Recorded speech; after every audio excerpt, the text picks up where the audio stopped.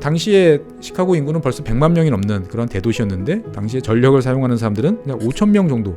이분들은 이제 집에서 사용하는 분들이었죠. 그러니까 잘 사는 내가 집에서 비싼 전기를 사용해서 등을 켤 수 있는 이런 분들은 5천 명밖에 없었던 거죠. 그러니까 세무엘 인설은 이 상황에서는 돈을 벌 수 없다. 전기가 자기는 확신이 있고 매력적인 존재지만 이걸 가지고 돈을 벌 수 없다. 그럼 어떻게? 포기해야 되나? 그게 아니죠. 사무엘 인설은 여기서 생각했던 게 뭐냐면 전기라는 걸 통해서 사람들이 많이 쓰게 만들면 된다. 가격을 낮추면 된다.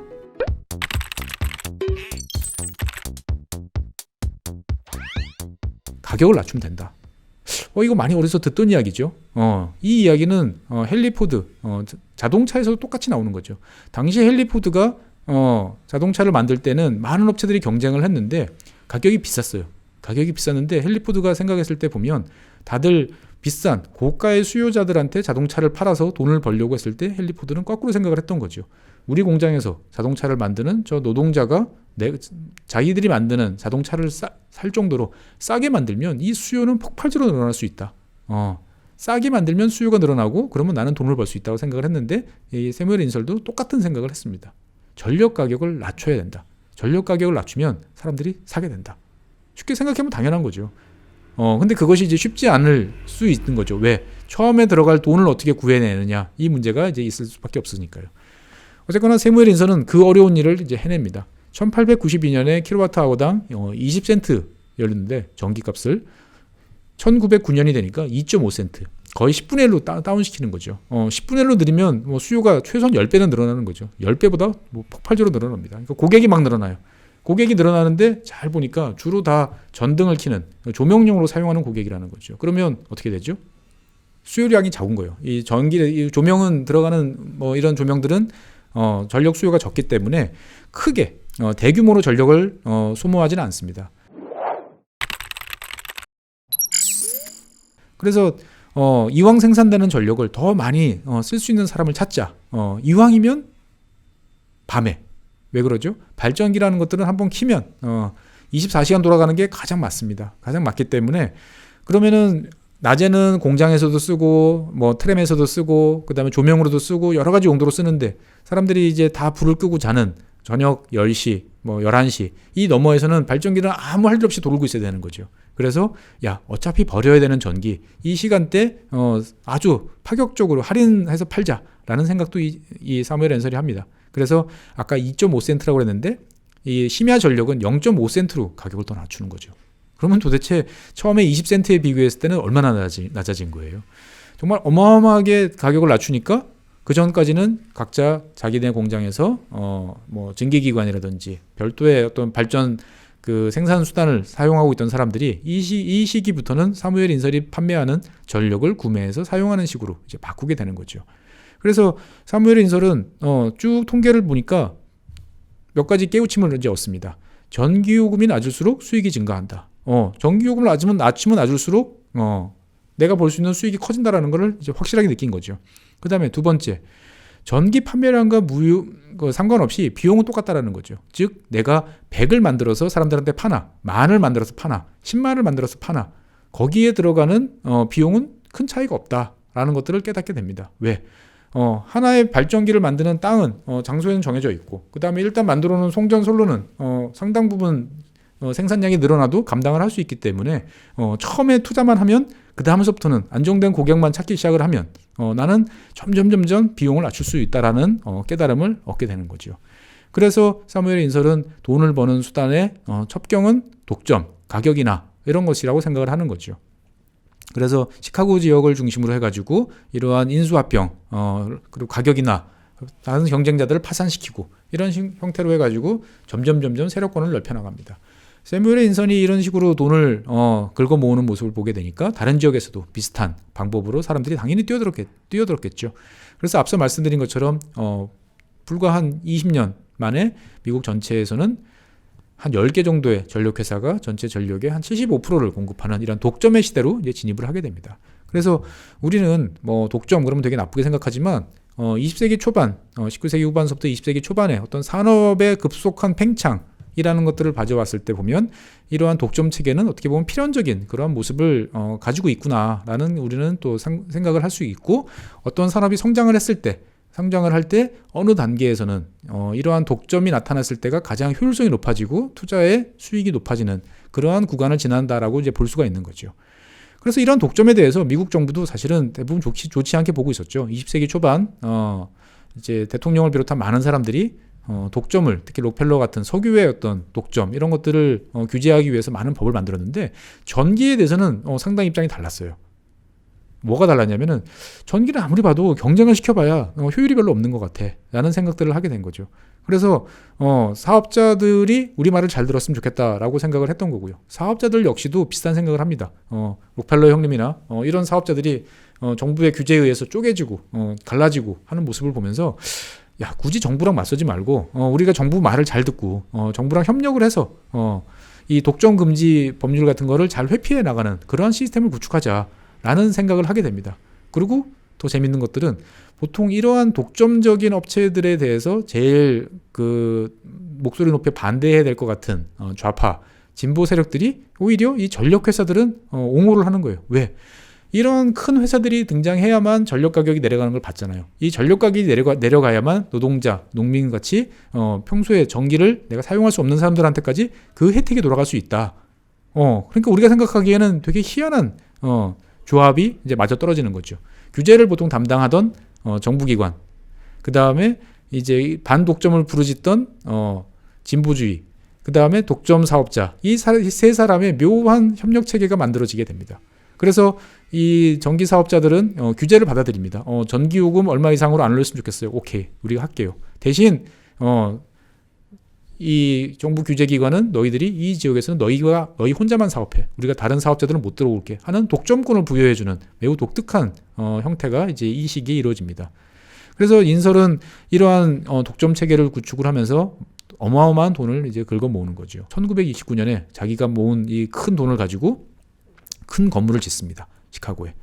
시빅 오페라 빌딩이라고 하는 건물을 짓는데 자그마치 45층이에요. 지금도 서울 시내에서도 45층 건물 보면 야, 높다. 이런 생각을 하게 되는데 1929년 그 당시에 이런 건물을 지어서 그 안에 사람을 집어넣어서 일을 시켜야 될 만큼 어마어마한 어떻게 보면 이제 빅브라더 같은 그러한 회사를 운영하면서 전력 산업의 기초를 구축하던 게 이제 사무엘 인설인 거죠.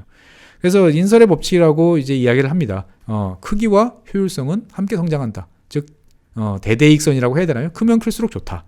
그 다음에 두 번째, 서비스 범위가 넓어질수록 가격은 낮아진다. 그러니까 전력 사업자 입장에서 봤을 때는 되도록이면 큰 그리고 발전소는 한 곳에 모아서 만드는 것이 유리하다라는 생각을 이제 하게 된 거죠. 그래서 이러한 모델은 1920년대부터 지금까지 거의 한 100년 동안 거의 표준적인 모델로 자리를 잡고 있습니다. 근데 이러한 인설은 제가 앞서도 말씀드렸지만 잘 이야기 못 들어봤어요. 사무엘 인설. 여러분들 사무엘 인설이라는 이야기 이름 들어보신 분들은 되게 관심이 독특하신 분이에요. 왜 못 들었냐면은 이분은 대공황 시절에 폭망을 했습니다. 말 그대로 정말 폭망을 했어요. 이 사무엘 인설은 1920년대 중반 후반까지만 해도 85개의 회사를 거느리고 그 다음에 그 중에서 65개의 회사에서는 의장을 하면서 아주 많은 회사들을 거느렸던 거죠. 그래서 요즘으로 따지면 수백 개의 발전 자회사들을 거느리고 있었고 자그마치 7만 2천 명을 고용하던 어떠한 대재벌이었어요. 대재벌이었는데 문제는 1929년에 주식시장이 이제 붕괴를 하면서 여러 그 자기 지배 구조를 만들어 놓기 위해서 만들어 놨던 이제 순환 구조가 이제 붕괴를 하는 거죠. 주가가 상승을 하면서 이걸로 버텨줘야 되는데 무리하게 확장을 해놓은 상태에서 주식시장이 갑자기 폭락을 하게 되면서 이 체제가 무너지게 됐던 거죠. 그래서 록펠러라든지 포드라든지 이러한 자본가들하고 달리 인설은 당대에 이제 붕괴를 하게 됩니다. 그래서 1929년에 파산해요. 파산하고 10년 후인 1938년에 프랑스 파리에서 사망을 하게 됩니다. 지하철역에서 계단을 오르다가 심장마비로 이제 사망하게 되는 거죠. 어떻게 보면 새로운 산업 분야를 만들고 100년 동안 지속될 어떤 시스템을 만들었던 거인의 최후로는 참 너무나 쓸쓸하고 허무한 그러한 결론이라고 이야기 드릴 수 있겠습니다. 사무엘 인설은 같지만 그가 만든 그 시스템은 이제 유지가 됐고요. 사무엘 인설이 만든 시스템은 처음에는 주로 도시 지역을 중심으로 이제 보급이 됐습니다. 예나 지금이나 이러한 인프라 사업은 수요가 보장된 지역부터 먼저 가게 되는 거죠. 그래서 우리나라 같은 경우도 인터넷 잘 생각해 보시면 1990년대 후반서부터 이제 초고속 인터넷이 들어왔을 때 다 도시에만 들어왔어요. 아파트에만 들어왔어요. 단독주택, 빌라 설치 잘 안 해줬고 농촌 지역 당연히 설치 안 해줬죠. 그래서 우리나라는 어떻게 그 문제를 해결했을까요? 다 국민들이 국회의원을 비롯한 정치권에 어마어마한 압력을 구사를 했던 거죠. 왜 옆집에는 들어오는데 옆 동네는 들어오는데 우리 동네는 안 들어오죠? 합리적인 설명이 필요 없었어요. 다음 선거 때 봅시다. 국회의원분들이 있던 초고속 통신망이라는 게 별도의 통신망이 아니고 전화와 전기와 같은 필수적인 어떤 그러한 역할을 하는 존재로 이제 법을 바꿨죠. 그래서 전국에 시간을 두고 이제 초고속 통신망이 깔리게 됐는데 미국 같은 경우도 1920년대까지만 해도 이 전기라는 것들은 도시라는 지역에서 대도시라는 지역에서만 사용되는 되게 특별한 그런 존재였던 거죠. 근데 이것이 언제부터 다른 지역에 전국적으로 깔리게 됐느냐? 대공황 이후에 뉴딜 사업을 통해서 이제 깔리게 됩니다. 그래서 당시에 뉴딜 사업 여러 구호 중에 하나가 농촌에도 전기를입니다. 당시에 미국 농촌은 여러 가지로 상당히 이제 어려움을 겪고 있었어요. 그 대공황으로 인한 가격 폭락도 있었지만 중서부 지역의 어떤 토양 침식 이런 것들로 통해 가지고 상당히 어려운 것을 겪고 있었는데 미국은 뉴딜 당시에 이제 투자를 일부라도 해야 되니까 그리고 대규모 테네시 강 유역의 이제 개발 사업들을 했잖아요. 그러면 댐을 만들면 그 댐에서 만드는 전기를 어디로 보내야 되나요? 주변 지역 어디론가 보내야 돼요. 사용처를 계속 만들어내야 되는 상황이 있었던 거죠. 도시로도 보내지만 농촌으로도 보내서 그 전기를 소요를 만드는 것들이 필요했던 인위적으로 수요를 만들어내는 게 필요했던 것이죠. 그래서 농촌에 전력을 보내기 위한 우리말로 하면 뭘까요? 농촌 전력청, 농촌 전기청 같은 기구까지 만들었어요. 그래서 뉴딜을 통해서 미국 농촌들은 처음으로 전기라는 것을 이제 구경을 하게 되는 이제 이러한 시기를 또 맞이하게 됩니다. 그래서 1930년대 미국은 이제 드디어 뉴딜을 통해서 전국에 전기를 사용하게 됐고요. 그래서 2차 세계대전 이후에 1950년대가 되면 드디어 이제 미국은 본격적인 전기의 시대로 진입을 하게 됩니다. 2차 세계대전 이후죠. 2차 세계대전 이후에 많은 미국의 남자들이 이제 유럽이나 태평양 전선에서 돌아오게 되는데 이 제대 군인들한테 이제 미국 정부는 많은 혜택을 줍니다. 사실 혜택이라고 하기보다는 당연한 이제 국가의 의무죠. 즉 자유주의 국가에서 자유롭게 살 권리가 있는 사람들을 징집을 해서 죽음의 전쟁터로 내보냈으니까 당연히 국가는 그들의 노력과 봉사에 대해서 보상과 배상을 해야 될 의무가 있다고 생각을 했던 거죠. 그래서 미국 정부는 GI법이라는 걸 만들어서 제대군인 지원에 관한 여러 가지 일을 하는데 그 중에 하나는 이제 고등교육과 관련된 사항입니다. 원하는 사람, 제대군인 중에서 원하는 사람들은 대학에 갈 수 있도록 해주는 거죠. 당시에 미국은 대학 졸업자들이 많지 않았는데 이 시기부터 대학 졸업자들이 폭발적으로 늘어나고 그것이 미국 산업의 발전을 이제 가져오게 됩니다. 때마쳐 이제 유럽에서 나치와 독일 피해서 도망와 있던 세계적인 석학들이 이 시기에 이제 미국 대학이 자리 잡고 있었기 때문에 수요와 공급이 잘 맞았던 거죠. 두 번째로는 집을 제공을 해주기 시작을 했습니다. 즉 내가 집을 장만하겠다라고 하면 그 집을 구할 수 있도록 장기 저리의 융자를 이제 해주게 됐던 거죠. 여러분들이 텔레비전에서 보시는 미국 사람들의 거주 형태, 즉 앞마당이 있고 그 다음에 단독주택에 거주하는 모습들은 생각보다 그렇게 오래된 패턴이 아닙니다. 길게 거슬러 올라가 봐야 1950년대 중반쯤 정도부터인 거죠. 당시에 미국 많은 사람들은 도시 지역에 좁은 지역에 살았어요. 그런데 이 시기를 전후하면서부터 사람들이 이제 제대 군인들이 비교적 저렴하게 집을 살 수 있는 돈들을 이제 지원받게 되는 거죠. 그래서 여기에 맞춰서 주택 공급업자들이 나서서 교외 지역에 우리가 생각하는 단독주택들을 공급을 하기 시작을 했고 때맞춰 이제 자동차가 폭발적으로 이제 보급이 되면서 우리가 생각하는 그러한 형태의 단독주택들이 형성이 됐던 거죠.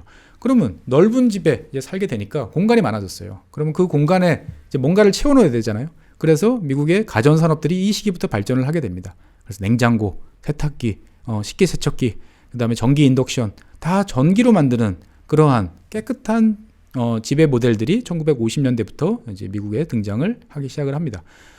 그래서 이 시기부터 미국에서의 가정에서 전기는 뗄래야 뗄 수 없는 일상적인 어떤 그러한 도구가 이제 됐고요.